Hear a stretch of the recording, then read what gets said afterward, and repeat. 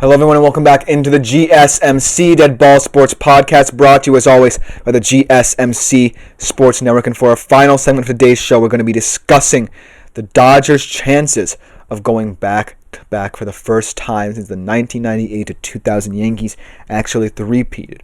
And the reason why this question is more real than in years past and recent champions is because the Dodgers right now are projecting to be the best team in 2025, and they only got better. This is a team that can rely on its ownership to keep them in contention for the long run, and that's the beauty of having a champion willing to invest in and, most importantly, grow within their own organization. You haven't really had a champion as prolific in execution, in terms of investment, in terms of organizational stability, as the Los Angeles Dodgers. And that's why this question does not seem so far-fetched. So without further ado, let's jump right into how this could potentially come about. Because remember, it is still something that over the past couple of years has been seen as inconceivable. Because the new format, because of certain teams coming out of nowhere, whether they be through the wild card or underestimated or underappreciated in the postseason, that really shine in critical moments.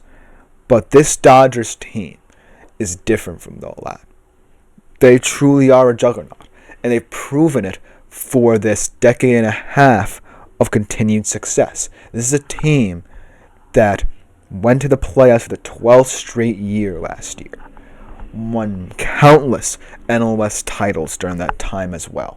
No one really challenging them in that division. And really, no matter what has happened, somehow maintained and even bettered their roster year after year. So kudos, most importantly, to GM Andrew Friedman for the continued success of this Dodgers organization. And now let's look at what this team brings back. They have Shohei Ohtani, who now this year is not just going to be hitting for you. He's going to be pitching as well, recovered from Tommy John surgery. Mookie Betts, Freddie Freeman, the reigning World Series MVP. In your rotation, Yamamoto, Tyler Glasnow, Kershaw looking to come back. Guys potentially like Dustin May and Tony Gonsolin getting back to the norm in terms of where they were in 2020. And then you look at all the signings that they made. Roki Sasaki coming in on what amounts potentially to a rookie deal, really. Not really splashing the cash on a pitching ace that could become one of the best pitchers in Dodgers history. And another pitcher who right now is potentially even better than Sasaki, and Blake Snell added to this rotation.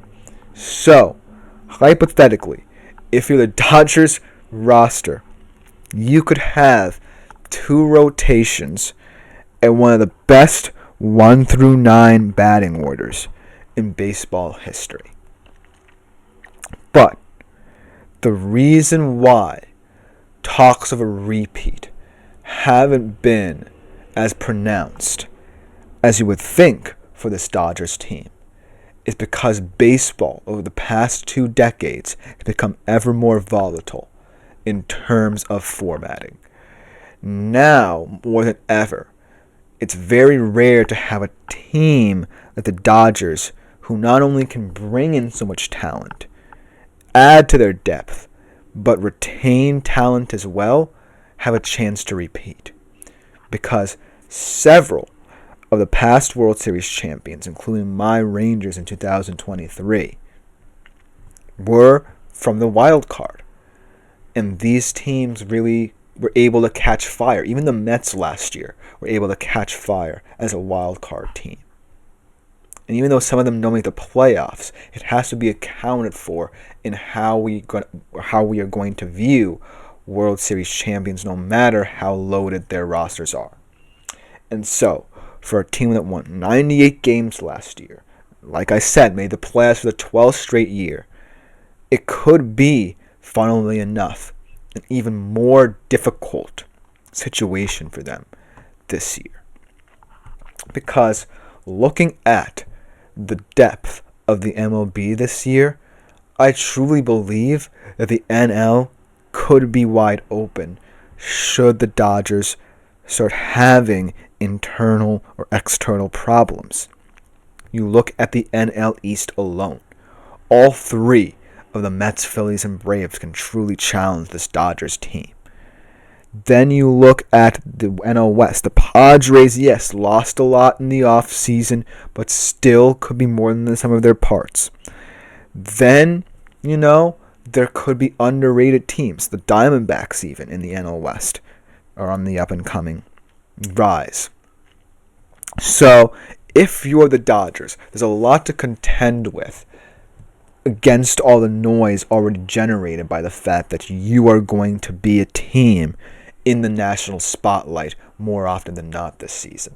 Right from the start of spring training just a couple days ago to even opening day to the end of the season, whether or not you win a championship, you will be the media kings of the MLB. And how they handle that and how all these players, all this talent, all this depth comes together is going to be a big part as to what this Dodgers repeat can potentially be. This repeat opportunity, potentially. But, most importantly, we can't deny the one aspect that really throws everything into a wrench when we consider their chances of potentially repeating. The teams that came before them and would be in this situation. Now, since the 2000 Yankees, which were the last team to repeat, here's what has happened for the reigning World Series champion. Two of them lost in the World Series, including the 2001 Yankees when the upstart Arizona Diamondbacks beat them. 7 of them lost in the League Championship Series. 2 of them lost in the divisional round, and 13 of them missed the playoffs altogether.